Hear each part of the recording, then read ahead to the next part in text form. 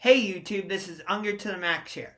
And like I said in my previous video, which did end up being about the interesting thing that happened on Monday Night Raw last night between Sasha Banks, Bayley, and Asuka.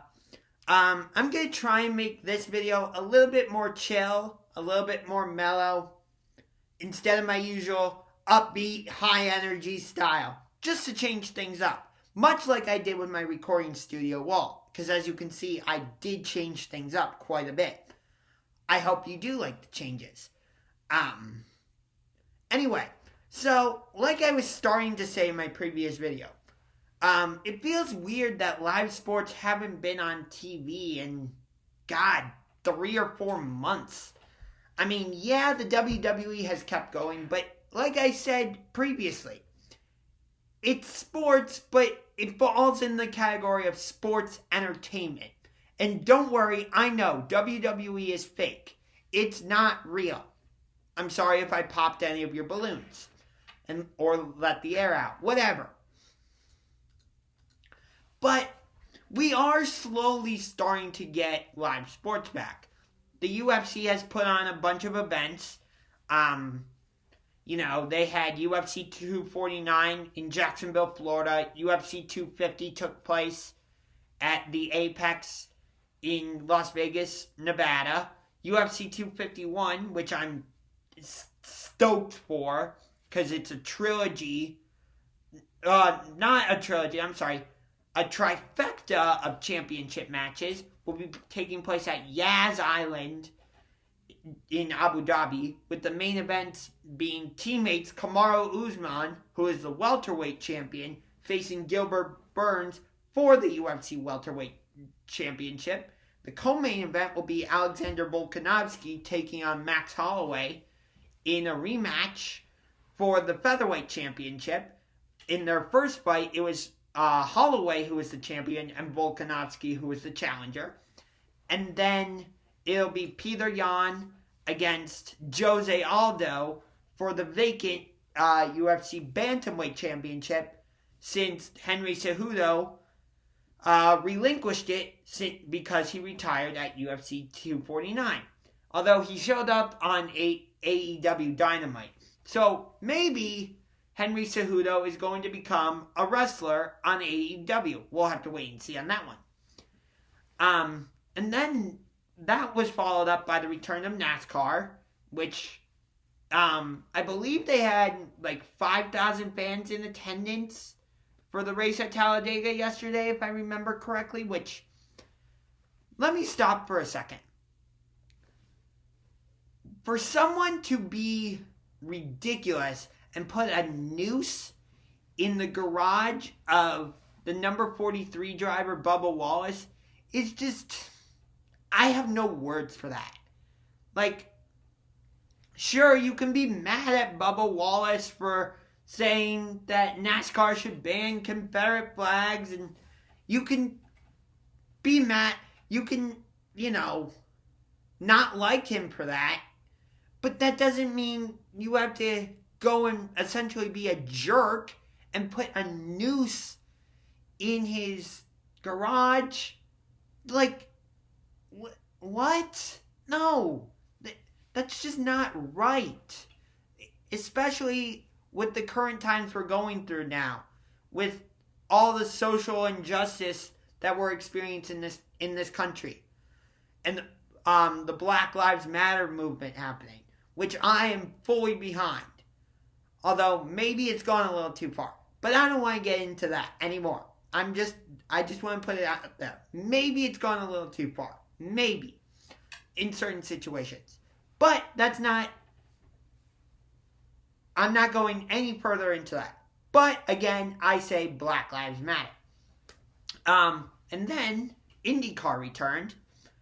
Followed up by FIFA Soccer. The Premier League to be exact. And I am not a huge English Premier League fan, but for some reason I wanted to watch Wolverhampton against West Ham over the weekend. And it was interesting to watch, especially with no fans. But,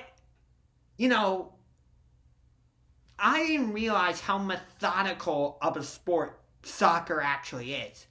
And I was sitting there watching it, and I'm just like, this is a lot more interesting to watch than I originally thought. And I ended up actually purchasing FIFA 17. And I don't know why I'm getting a little bit emotional, but whatever. I'll try and hold it back.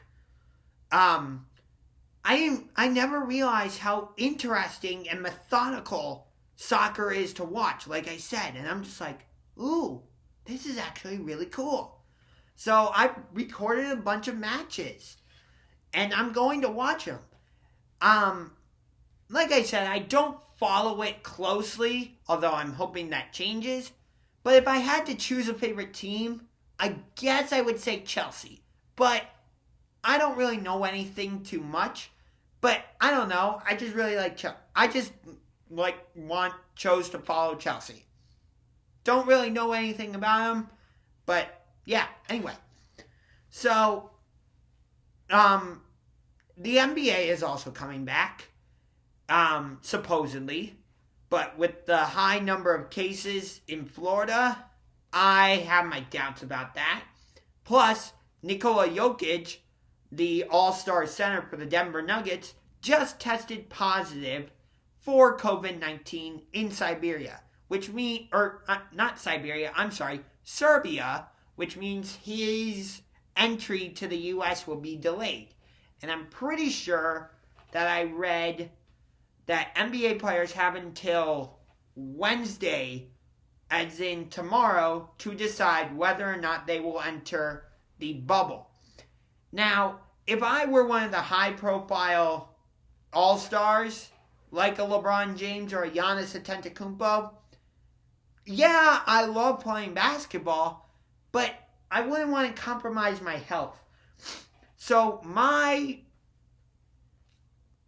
answer would be no, I'm not going to do it. But I'm not LeBron, I'm not Giannis Antetokounmpo. So we'll see what happens. And the NHL is also coming back, supposedly. But Toronto Maple Leafs star Austin Matthews has tested positive. Several members of the Tampa Bay Lightning tested positive. It sounds like Vegas is going to be the hub city for the Eastern Conference, and Vancouver is going to be the hub city for the Western Conference, so I'm not sure how that's going to work, but it is what it is. And yeah, I would watch the NBA and the NHL if they come back, but at the same time, I don't know if it's worth these leagues coming back because you don't want to put your players at risk of getting sick. And with the NBA, many of the stars like Kyrie Irving and countless other players have said that they don't necessarily want to come back and play because, if they start to play basketball, it might take away from the Black Lives Matter movement that they're trying to push for. And I see that. Do I necessarily agree with it? I think I slightly agree with it, but I don't fully agree.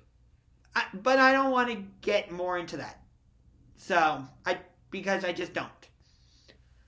Anyway, so this whole thing bothers me, not having sports. And I guess having live sports and attending all these games, looking back, I've taken it for granted now.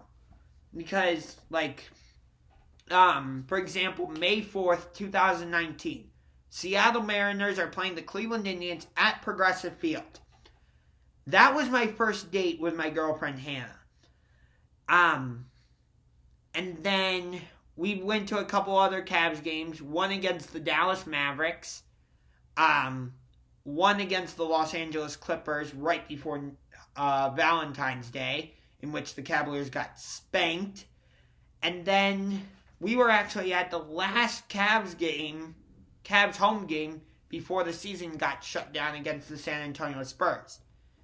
And that was extremely special. That last game was extremely special for me. Not only was because I was with Hannah, who we've been dating for over a year, but also because that was the first time I was able to sit there and watch the Cavaliers player introduction in its entirety without ear protection, without closing my eyes, without anything. So that really made it really meaningful for me. But, like, I want to be able to go to Cavs games with her. I want to be able to go to Indians games with her in the future. And I don't know.